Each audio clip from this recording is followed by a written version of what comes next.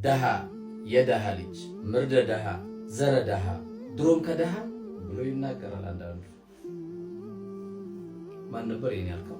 እርግጥም ማግኘትም ማጣት ሀብትም ደህነትም ሁለቱም በዚህ ምድር ፈተናዎች ናቸው። ደህነትን ፈልጎ የተወለደ ማንም የለም። ሰዎች ልክ እንደዚህ ድንበር ሲያልፉ አንድ የሚገርመኝ የቁርአን አንቀጽ አለ። ወለው በሰጠ አላሁ ሪዝቀን ሊዒባዲሂ ለበገው ፊል አርድ። የሰው ልጅ አላህ ችሎታውን ርዝቁን ሲሳዩን ሲያደርግለት ድንበር ያልፋል። አዎ ሰዎችን ከመናገር በላይ ድንበር ማለፍ የለም።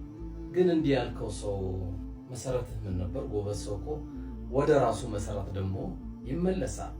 ድሆችን መናቁ ማሳነሱ፣ እነሱ አጠገብ ሲመጡ በመሸማቀቁ በእነሱ የተነሳ እኮ የቁርአን አንቀጽ ወርዷል። አበሰ ወተወላ።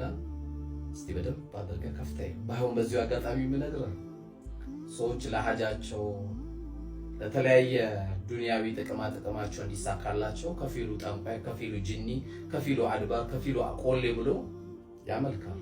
አግዙኝ ይላል፣ ከፊሉም ያስቅማል። ምንም አይጠቅምም። ድሆች ሄደ ዱዓቸውን ስትቀበል የተሰበሩ ልቦች መርሐባ ስትል ሐጃ ይወጣል። ከጠንቋዩም ከአድባሩም ከቆሌውም ከጅኒውም እነዚህ ሰዎች የተሰበሩ ልቦች ስለሆኑ በትንሽ ነገር አስደስታቸው ትልቅ ነገር ቤት እንዲገባ ያደርጋሉ።